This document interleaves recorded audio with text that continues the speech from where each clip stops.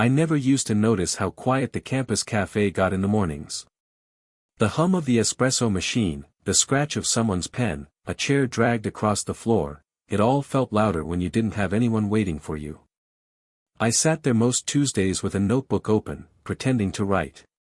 Really, I just liked the stillness before class. It made me feel like I had a place, even if no one else knew I was there. That's when she walked in. Professor Lang. Literature. Mid-40s, though it never really crossed my mind in numbers like that until later. She carried her books close to her chest, her hair tied back like she'd just thrown it together on her way out the door. She ordered the same thing every time, black coffee, no sugar. The first time she noticed me, I wasn't ready for it. "You're in my seminar, aren't you?" she asked, standing just close enough that I had to look up. I nodded too quickly. "Yeah. Tuesday afternoons." She smiled, the kind of smile that doesn't press, doesn't expect. "Thought so. You always sit near the back." It wasn't much, but the way she said it, like she'd been keeping track. I tried to say something clever back, but all that came out was, well, someone's gotta keep the wall company. She laughed softly, not at me, but around me. Like the joke was a bridge and she'd met me halfway across it. From then on, the cafe felt different. Some mornings she'd stop by my table before class, adjusting the strap of her bag, asking what I was working on. I'd fumble with my pen, fold the edge of my napkin until it tore. She'd notice my coffee and say, "Still the same order?" And I'd want to ask how she remembered, but the words always got caught somewhere between my chest and throat. It wasn't like attraction in the way people talk about it. No lightning bolts. No soundtrack swelling. More like gravity, quiet, steady, pulling me without asking. The strangest part was how she made silence feel full instead of empty. Sometimes we'd sit there, both pretending to check our notes, and I'd catch myself flicking my eyes toward her hands, the way she tapped her thumb against her coffee lid, the faint ink smudge on her finger. Details that stuck, details I shouldn't have noticed. I didn't tell anyone about these mornings. Not because it was wrong, exactly, but because it felt too fragile, like saying it out loud would break it. Back in my apartment, I'd type out messages I never sent. "Thank you for asking about my essay today. I liked the book you mentioned. Do you ever feel like you're just waiting for something?" Then I'd delete them before the cursor could even blink. One Tuesday, after she left the cafe, she paused at the door. She glanced back, caught me mid-stare. Instead of looking away, she tilted her head slightly, as if she was about to say something but changed her mind. And then she was gone. I thought that was it. Just another almost moment. But later that night, when I checked my email before bed, there it was. A message from her. The subject line read, "Tomorrow." And inside, just one sentence, "You're not just a student anymore." I must have read it 10 times, the glow of the screen the only light in the room, my thumb hovering over the keyboard with nothing to send back. I told myself I'd misread the email. That it was meant for someone else. A mistake. But the next day, I found her in her office, the door half open, a cup of tea steaming on her desk. She looked up when I knocked, and for a second, I thought she'd send me away. Instead, she closed her laptop slowly, like she was setting something heavier down. "Come in," she said. Her office wasn't what I expected. No rigid shelves lined in perfect order. Instead, there were scattered papers, a cracked mug full of pens, a photograph turned face down beside the lamp. I stood there, awkward, until she gestured toward the chair across from her. "You look like you're waiting for permission to breathe." That made me laugh nervously, but it also eased something inside me. We talked at first about ordinary things, class, my essay, the book she'd assigned. But then, in one of those unguarded silences, she said, almost to herself, "I used to love mornings. The quiet ones, before anyone else was awake. Now they just feel long." She didn't explain, and I didn't ask. Still, the words stayed with me, heavy and unfinished. I told her something too, though smaller. That sometimes I'd write entire texts to people I never sent, just to feel like I'd said what I needed to. She smiled at that, a little sadly. "Unsent letters," she murmured. "I think I've got a whole drawer of those." There it was, the first flicker of recognition. Not just professor and student, but two people carrying their own silences. Still, every time her eyes lingered a second too long, the reality pressed against me. She was mid-40s, divorced. I'd overheard once in class when someone asked about her name. I was 21, still fumbling through my first real steps into adulthood. On paper, it didn't make sense. It wasn't supposed to. And yet, there I was, watching her stir her tea absent-mindedly, my pulse quickening at something so small, so ordinary. At one point, a draft blew in through the window, scattering her papers. I bent to gather them, and our hands brushed. It wasn't anything, just a touch. But the pause that followed felt like it carried too much meaning, like even the air had leaned closer. She didn't pull away. Instead, she looked at me, her expression unreadable. Not a smile. Not disapproval. Just, seeing. I cleared my throat, set the papers neatly back in front of her, and tried to make light of it.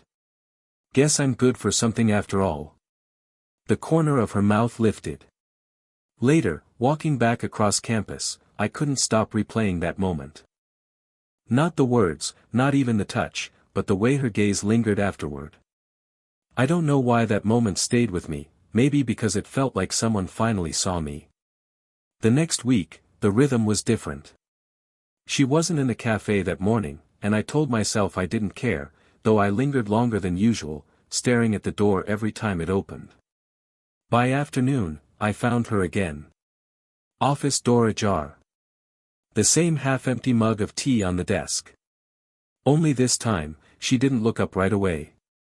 She was grading papers, pen tapping against the margin. When she finally noticed me, her smile flickered, quick, then gone. "You should be with your friends," she said softly, eyes still on the page. "I don't have many." It slipped out too fast. I tried to cover it with a shrug. "Besides, I like being here." Her hand froze mid-mark. Then she set the pen down and leaned back, folding her arms. Not cold, just guarded. There was a silence I couldn't read. The kind that makes you think you've said too much. Before I could fill it, the knock came. A student leaned in, asking about an extension. I stood awkwardly, shifting my weight, while she spoke in her calm, professional voice. And for a moment, I wasn't supposed to exist, just another shadow at the edge of her desk. When the door closed again, she sighed. Her shoulders softened. "You can't be here all the time," she said. "People notice." I wanted to ask who. I wanted to tell her it didn't matter. But I didn't. Instead, I picked at the seam of my sleeve, my heart thudding like it wanted to answer for me. She must have seen it, because her tone gentled. "I just don't want misunderstandings." The word landed between us. Heavy. Too deliberate. I nodded, though I wasn't sure if it was agreement or surrender. We sat like that for a while. Me tracing circles on the table with my finger, her gaze drifting to the window. Everything unsaid humming in the space between. Finally, she reached for her tea, found it cold, and gave a small laugh. "I keep making it, forgetting it." I offered, half joking, "I could remind you." Her eyes met mine then. Longer than they should have. Searching. Maybe weighing something. The clock ticked above us. Outside, voices drifted down the hallway. Inside, it was just the two of us, still, suspended. I don't know who leaned first. Maybe neither of us did. But for a second, our faces were close enough that I noticed the faint scent of her perfume, the line of tiredness beneath her eyes. And then she pulled back. Quick, deliberate. Clearing her throat. You should go, she said, not unkindly. I stood, legs unsteady, gathering my notebook without looking at her. At the door, I glanced back. She was staring at her desk, hands folded tightly, as if holding herself in place. It wasn't a kiss. It wasn't a confession. But it was close enough that I knew I'd think about it for a long time. It was late when I saw her again. The building had emptied out, halls echoing with the sound of custodians dragging bins, the faint hum of fluorescent lights. She was outside, sitting on a bench near the faculty lot, papers tucked under her arm. I hesitated, then walked over, hands shoved deep in my pockets like I could hide what I was carrying inside me. Long day? I asked. Her smile was faint, tired. They're all long. I sat down, not too close, but close enough that the cold air between us felt thinner. For a while, neither of us said anything. Just the rustle of leaves, the distant sound of traffic. Then she spoke, quietly. You know, I thought I had this, under control. I turned to her, confused. What do you mean? She shook her head, eyes on the ground. This. Us. These, conversations.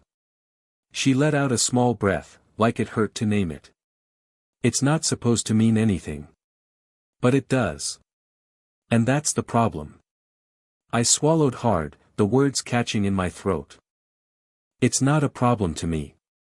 Her laugh was short, bitter, almost. You're 21. Everything feels like it matters. But for me, she trailed off, pressing her thumb against the corner of her papers, bending them until they creased. The silence that followed felt sharp. I wanted to reach out, smooth the crease from her hand, tell her I wasn't just a student who'd forget in a semester. But instead, I said, I don't think you give me enough credit. That made her look at me, really look. The kind of look that strips away the pretense. I notice you, I added, my voice low. The way you pause before answering, the way you drink your coffee even when it's gone cold. I notice everything, Anne. I don't think I'd be able to stop.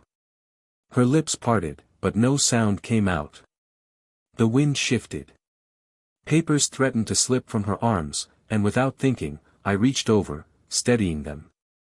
My hand lingered just long enough to feel the warmth of hers beneath. Her breathing changed, shallow, uneven. And mine followed. I can't, she whispered, shaking her head, though she didn't pull her hand away. I can't let this be something. Then what is it? I asked. My voice was steadier than I felt. Because it feels like something. Her eyes lifted to mine. For a moment, neither of us blinked. It was all right there, unspoken but heavy, pressing against both of us. She drew in a breath, slow, deliberate. Do you even know what you'd be asking for? The question hung between us, sharp as glass. I didn't answer. I couldn't. Because I wasn't sure if I wanted to say yes, or if I already had. The next week, everything shifted. No cafe mornings. No chance meetings in her office. She passed me in the hallway once, but her expression was different, polite, professional, as if she were slipping a mask over her face before I could recognize her. I told myself she was busy. That it wasn't about me. But I knew better. By Thursday, I couldn't take it anymore. I lingered outside her office, the door closed, light glowing faintly beneath it. My hand hovered near the wood, ready to knock. But before I could, I heard voices inside. A man's voice. Low, steady. I stepped back instinctively, heart thudding. I couldn't make out words, only the tone, something familiar, intimate. When the door finally opened, it wasn't her who came out first. It was him. Older, mid-40s like her. He carried himself with the ease of someone who belonged. He gave me a nod as he passed, the kind you give a stranger you'll never think about again. She appeared in the doorway seconds later, eyes widening slightly when she saw me. For the first time, she looked caught. "Oh," she said, too quickly. "I didn't realize you were." She stopped, pressed her lips together. "Is there something you need?" I should have asked. Should have demanded to know who he was. Instead, I shook my head, retreating with some half-muttered excuse about a book I'd forgotten. That night, lying in bed, I replayed it over and over. The way her shoulders stiffened. The way she didn't invite me in. My phone screen lit up 3 times. Each time I typed something out, who was he? Did I do something wrong? Do you want me to stay away? And each time I deleted it before hitting send. The days blurred after that. In class, she kept her distance. No casual questions, no shared glances. Just her voice carrying across the room, the same as it did for everyone else. I told myself it shouldn't matter. That she'd been clear all along. But still, every time her eyes flicked toward the back of the room, and then past me, like I wasn't there, something in me tightened. I tried skipping the cafe. Tried changing my routine, hoping it would help. But the absence only made me more aware of what had been there before. The silence wasn't just hers now. It was mine, too. One afternoon, I found myself walking to her building anyway. I stood outside, watching students file in and out, waiting for some sign she might look up and notice me. She didn't. And I couldn't bring myself to knock. On the way home, I pulled out my phone again. Wrote one line, stared at it until the screen dimmed, "Do you miss me, even a little?" But I didn't send it. I didn't feel heartbroken. I felt paused. Like life forgot to finish the sentence. It happened on a Sunday evening, of all times. Not planned, not expected. I was carrying groceries up the stairs to my apartment when I saw her standing outside hers, keys dangling uselessly in her hand. She looked tired, the kind of tired that wasn't just about sleep. "Locked out?" I asked. She glanced up, startled, then gave a small laugh that didn't quite reach her eyes. "No. Just, standing here, I guess." I nodded, though I didn't understand. I shifted the grocery bag in my arms, debating whether to go inside or stay. Finally, I said, "Do you want some tea?" "I just bought some." For a moment, I thought she'd refuse. But then she exhaled and followed me in. Inside, it was quiet, except for the kettle heating on the stove. She sat at the small table, fingers tracing the wood grain, not looking at me. I busied myself with mugs, with opening the box of tea, with anything that might steady my hands. When I placed the mug in front of her, she gave me a grateful smile. It lasted only a second before her face folded into something heavier. "I shouldn't be here," she said softly. I swallowed. "I know." The kettle hissed behind me, but I didn't move. The words were right there, pressing against my chest. I'd carried them too long to hold them back now. "I don't want to stop noticing you," I said finally. My voice cracked on the last word, but I didn't care. Her hand stilled on the table. She closed her eyes for a moment, as if bracing herself. Then, quietly, "Do you know what that costs me?" I sat across from her, the table between us suddenly feeling like a wall. "Do you know what it costs me not to say it?" Her eyes opened then, locking with mine. And in them, I saw all the weight she'd been carrying, guilt, fear, longing, colliding in silence. For a long time, neither of us spoke. Just 2 mugs cooling on the table, the steam fading. Finally, she said, "I can't promise anything. I can't even promise it won't hurt you." I nodded. My throat was tight, but the words came anyway. "I'm not asking for promises. Just, honesty. Just this." Her lips parted, like she might argue, but then she stopped. Her shoulders eased, just barely. And she reached across the table, laying her hand over mine. It wasn't a grand gesture. Just skin against skin, warm and steady. But in that small touch, everything was said. Neither of us smiled, not fully. But she gave the smallest nod, as if to say okay. And for the first time, the silence between us felt like enough. It didn't happen all at once. Nothing ever does. Weeks slipped into months. The sharp edges between us dulled into something gentler, something lived in. We didn't make rules for it, didn't label it. We just let it grow in the spaces where it could. The cafe at 8:47 a.m. became ours again. Not every day, sometimes she'd sit with a book, sometimes I'd write aimlessly in my notebook, but when our eyes met across the room, there was a quiet steadiness in it. No need to look away anymore. Her office door was never quite as closed as it used to be. Sometimes I'd drop by with tea, and she'd roll her eyes, pretending she didn't need the reminder. Other times she'd hand me a paper to read, not because she had to, but because she wanted me to see what mattered to her. One evening, I found her on the same bench by the faculty lot, the one where she once told me this wasn't supposed to mean anything. She shifted her papers to make space, and I sat down beside her. No words, just the rhythm of traffic in the distance and the faint scrape of pen on paper. It wasn't about stolen moments anymore. It was about shared ones. She still carried her hesitations. Some nights, I caught her staring off, thumb pressed against the rim of her mug like she was holding back a question. And I still wrote texts I never sent, still feared I'd wake up and find it gone.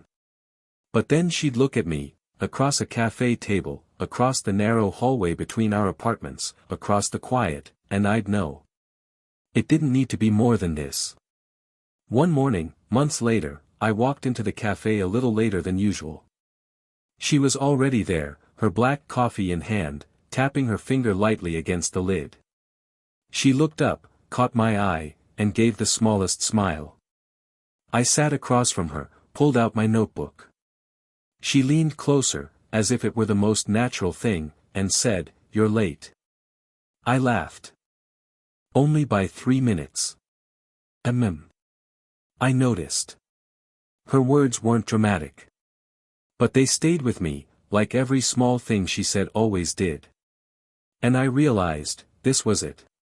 Not a confession, not a declaration, not some grand scene under the weight of consequence. Just a life, shared. Tea gone cold, black coffee refilled, papers creased, mornings marked by presence instead of absence. I don't think either of us ever named it out loud. We didn't have to. It lived in the quiet, in the pauses, in the fact that when she reached for her cup, my hand was already there, steadying it before it tipped. And she let it stay there. Did this story stay with you? What kind of quiet, real love stories do you want to hear next?